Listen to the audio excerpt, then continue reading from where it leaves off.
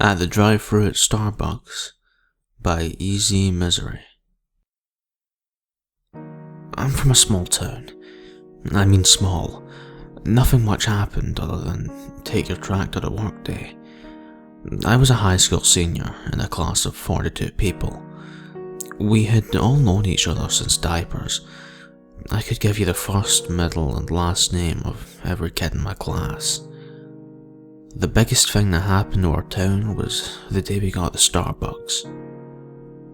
The only reason we got one was that we were right off the highway, and people passing through would make up for our small population size.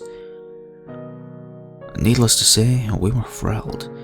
It was a small cafe with nothing much of an inside, but at least it had a drive-thru.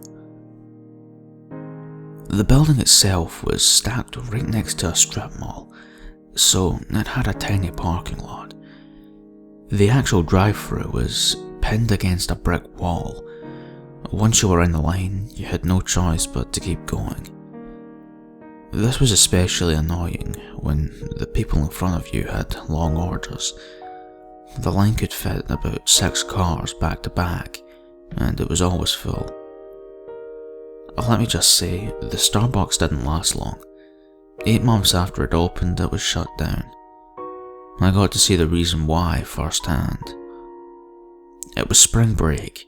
My mum and I were headed to the mall, which was almost an hour away. It was hot. I was the one who suggested we stop at the Starbucks before heading out. My mum didn't want to. She said it was a waste of money, but I nagged her until she agreed. We pulled up to the drive-thru, and there were 4 cars ahead of us. My mum sighed but got in line. 3 more cars pulled in back of us. We were all stuck like peas in a pod, sweating with all the heat of the day.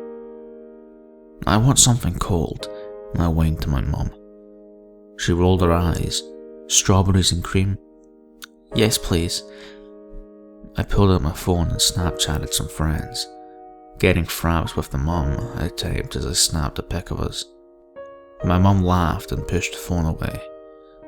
Suddenly a loud pop filled the air. We looked at each other in surprise. It sounded like a gunshot, I said softly. No way, she responded, shrugging it off. It was probably just a car backfiring.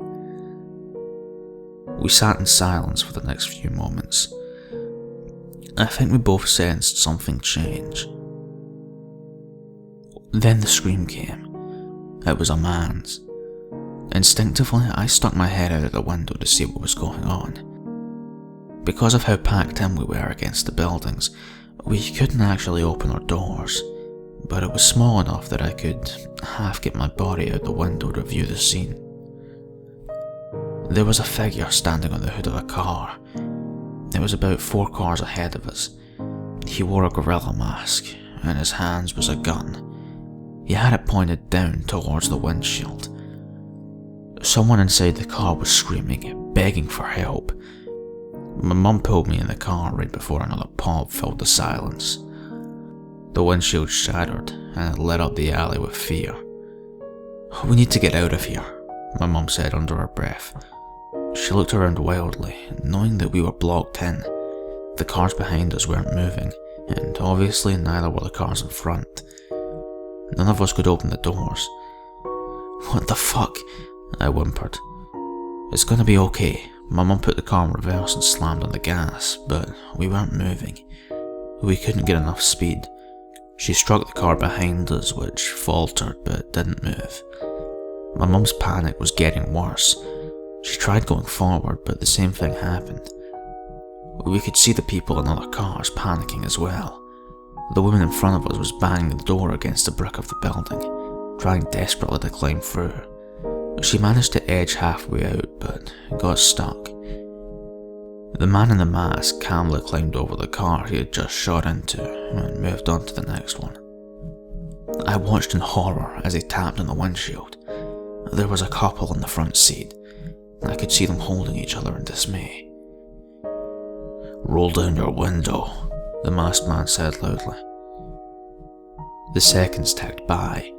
People in the cars around us were screaming. My mum and I were quiet. "Roll it down, now." The driver's side window slowly rolled down. We could hear a man's voice from inside.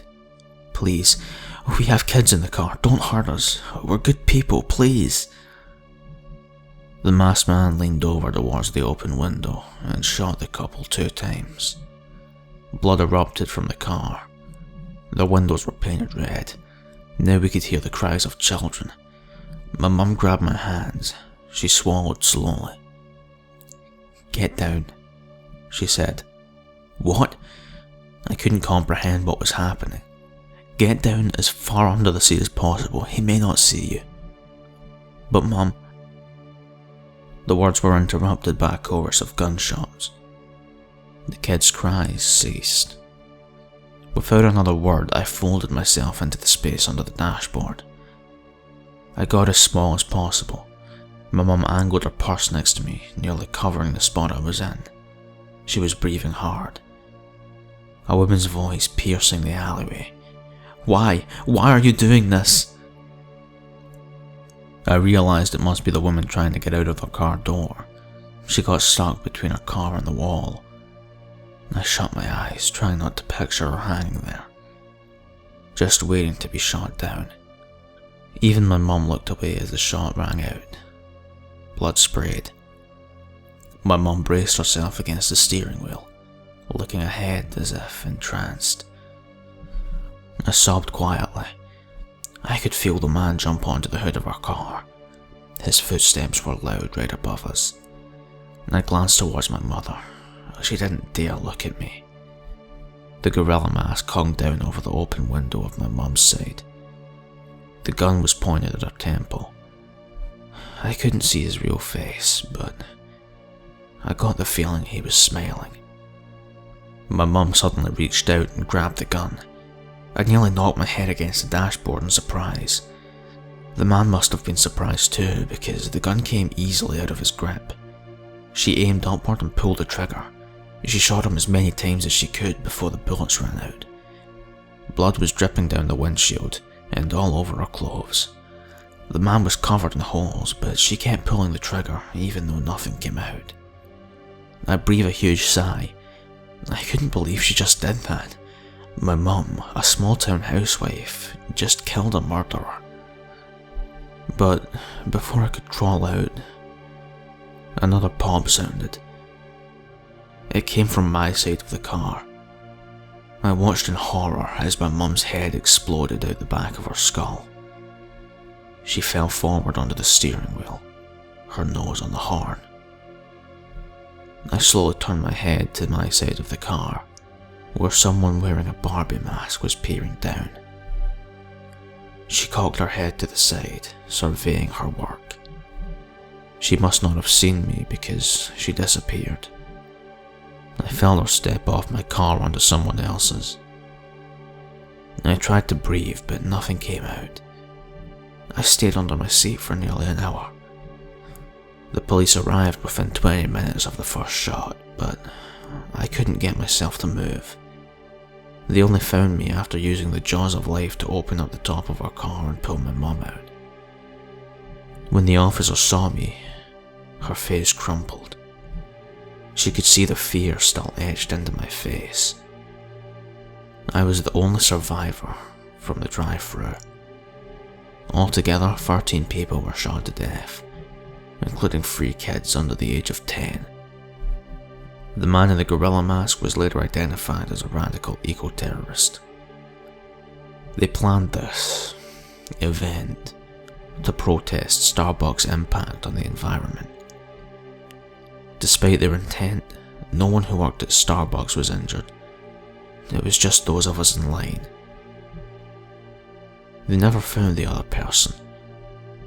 My mum died bravely, and I still cling to that. Never in my life would I have expected her to grab the gun from the crazed killer. She did it for me, to save me. There is one thing that still eats me up inside. Because despite their horrible actions, all of the death and destruction those murderers caused, The event actually worked, at least for me. I know I will never go to Starbucks again.